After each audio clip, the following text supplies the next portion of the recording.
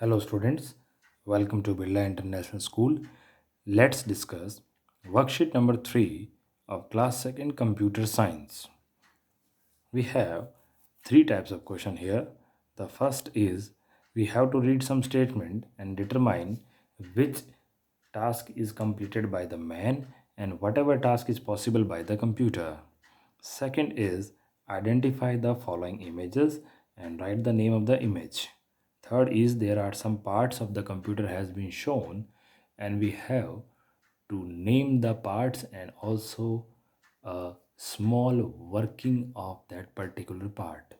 Let's start with the first abbreviation. Question number A के साथ हम शुरू कर रहे हैं. Right M for the work done by the man and C for the features of the computer. Question ये कह रहा है कि हमें जिस स्टेटमेंट में ये पता चलता है कि ये मैन के द्वारा किया जाता है उसमें ब्रैकेट में एम लिखना है और ऐसा जो स्टेटमेंट ये बताता है कि ये काम कंप्यूटर के द्वारा किया जाता है उसमें सी लिखना है. पहले क्वेश्चन पे चलते हैं. Does not make any mistake. कौन गलती बिल्कुल भी नहीं करता है. इसका करेक्ट आंसर है कंप्यूटर.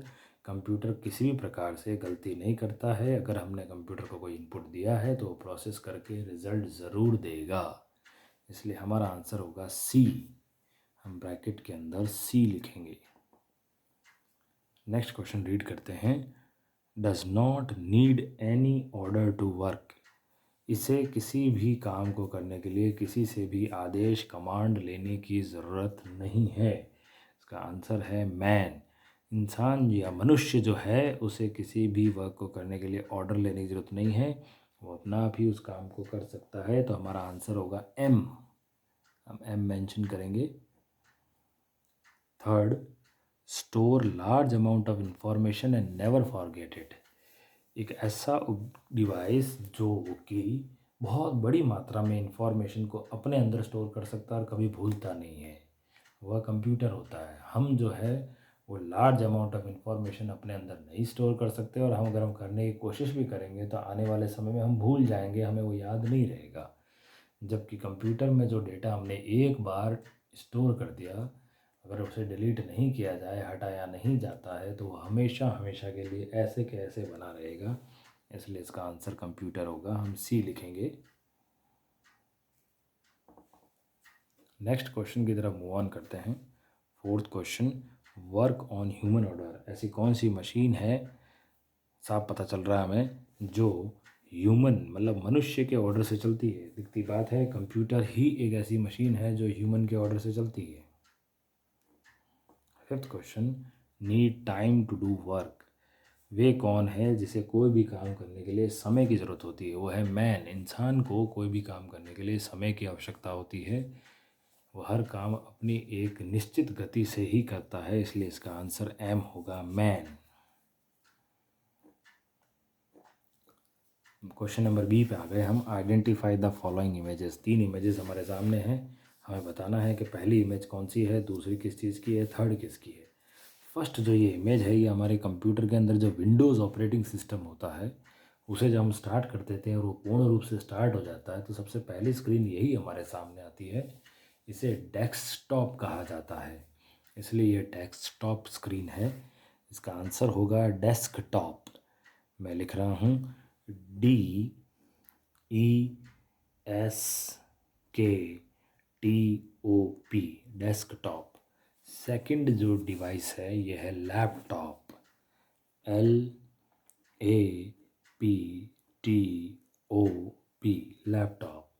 थर्ड है पाम टॉप. पाम टॉप एक छोटा डिवाइस होता है जिसे हाथ में पकड़ा जा सकता है बड़ी सरलता से, और ये हमारे जो हाथ की हथेली है उसमें बिना किसी दिक्कत के आ जाता है. इसकी स्पेलिंग है PALMTOP, palmtop. Third question, name the parts of the computer as shown in the figure, also explain. हमारे पास कंप्यूटर के कुछ पार्ट्स हैं, इनके नाम भी बताने और ये करता क्या है ये भी बताना है.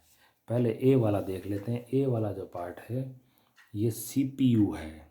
हम नीचे बॉक्स में ये भी लिखेंगे कि ये है क्या और इसका काम तो पता चले. बॉक्स के अंदर ये तो पता चल ही गया कि ये क्या है, ये CPU है।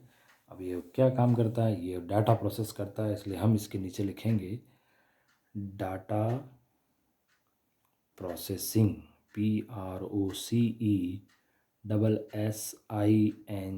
Data processing.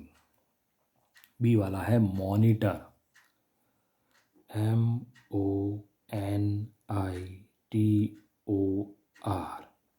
ये क्या करता है, ये रिजल्ट को दिखाता है, शो रिजल्ट। इसका काम रिजल्ट को शो करना है। तीसरा है कीबोर्ड, KEYBOARD, कीबोर्ड क्या काम करता है, इनपुट लेता है। तो हम लिखेंगे टेक इनपुट, बॉक्स के आगे ही हमने लिख दिया take input, TAKE take, INPUT take input. Fourth है माउस, MOUSE। ये क्या करता है, ये ऑब्जेक्ट्स को सेलेक्ट करता है। तो हम इसे लिखेंगे सेलेक्ट ऑब्जेक्ट। सेलेक्ट की स्पेलिंग है SELECT, सेलेक्ट, और OBJECT, ऑब्जेक्ट। ये ऑब्जेक्ट को सेलेक्ट करता है। ऑब्जेक्ट सेलेक्ट करने का मतलब ये है कि आप माउस को मूवमेंट करके स्क्रीन के ऊपर, अभी जब हमने डेस्कटॉप स्क्रीन की बात करी थी, उसमें किसी भी आइकन पिक्चर को सेलेक्ट करके उसे ओपन कर सकते हैं, क्लोज कर सकते हैं, बंद कर सकते हैं। ये सारी इधर से उधर मूव भी कर सकते हैं, उसकी लोकेशन चेंज कर सकते हैं, ये सारी चीज़ें हो सकती है। और ये हमारे 4 बड़े पार्ट्स हैं कंप्यूटर के। CPU डाटा प्रोसेसिंग करता है, मॉनिटर जो प्रोसेसिंग हो चुकी है उसको डिस्प्ले करने का काम करता है, कीबोर्ड में आप टाइप करके कमांड देते हैं, और माउस में आप मूवमेंट करके ऑब्जेक्ट्स को सेलेक्ट करते हैं। डेस्कटॉप स्क्रीन में एक माउस पॉइंटर होता है एरो जैसा, जिसके माध्यम से हम ऑब्जेक्ट्स या आइकन्स या पिक्चर्स को सेलेक्ट कर सकते हैं, मूव कर सकते हैं, ड्रैग कर सकते हैं, और भी बहुत सारी संभावनाएं हैं। ये हमारी वर्कशीट नंबर 3 थी, जिसमें हमने 3 नेचर के क्वेश्चंस देखे। Thank you and happy learning.